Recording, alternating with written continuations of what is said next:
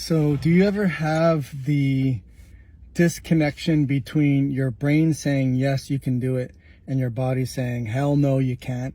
Especially if you're exhausted and you're tired. Because I find a lot of people that I work with have that phenomenon. I had that problem myself, and this video is going to be really helpful for you to understand that, because ultimately what's happening is there's a higher priority for your brain to get fed nutrients and be taken care of than it is for the rest of the body. I mean, that makes sense, right? I mean, if your brain has a lot of massive inflammation, or there's chemicals or toxins, or there's not enough energy, it's going to go down first. It's the higher priority. So when your brain signals to your endocrine system to produce hormones, thyroid or cortisol or sex hormones, a lot of the times, or the majority of the times, especially in the stress, fight or flight time, it's for that brain to be able to get more distribution of key vital nutrients to stay cognitive and to be able to make higher level decisions.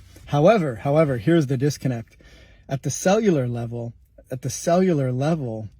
there are so many feedback controls that when there's not enough energy to go around to all the systems and cells and tissues and organs of the body that are not as considered higher priority, although they're really prioritized in life and feeling good, when they don't have the energy to be able to work at full capacity, that's where your body at the cellular level has a different set of yellow signs and green go signs and red stop signs and proceed with caution signs that is different from the brain.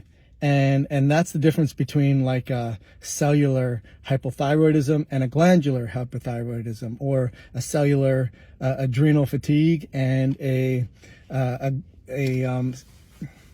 glandular adrenal fatigue. And I think that's really important to understand, because ultimately that's why your body says no and your brain says yes.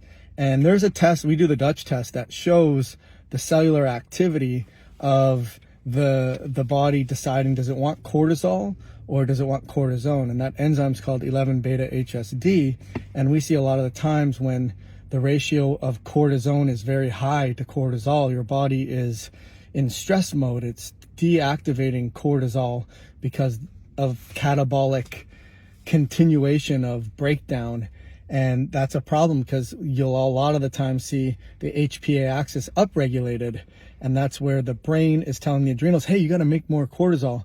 And ultimately what happens is that's because the brain needs the fuel, but the body can't deal with the fuel because it doesn't have all the other metabolic necessities and ingredients to do that, because the body is failing and it's getting fatigued and it can't keep up and it's malnourished and it's depleted. Does that make a lot of sense? I hope it does. So that's one of the differences between when your body says no and your brain says yes. That's what's going on. So most importantly, what can I do about it? Well, I think you got to understand that, number one. I always say understanding is key. Number two, you have to make sure you test for it. You can test for it on blood when you're looking at ratios of T3 to reverse T3. We like that number to be 10 times greater. So whatever reverse T3 is, the T3 should be 10 times greater. So I see T3 a lot of times being 100 and whatever. And when T3 reverse is lower than 10 times less, then that's a good cellular function. When reverse T3 is high and your T3 is low, that's bad cellular function. And you can see the same thing on a Dutch test with, like I just mentioned, 11-beta-HSD. So if you're looking for someone to help get your brain and your body coordinated so you can do those things, and you need someone to take the bull by the horns and be able to look at the difference between cellular challenges and glandular challenges, and most importantly, what are you going to do about it when you do find all that stuff going on? Then you will definitely reach out to me and say, hey, I need some of your help, and DM me and I'll give you the details.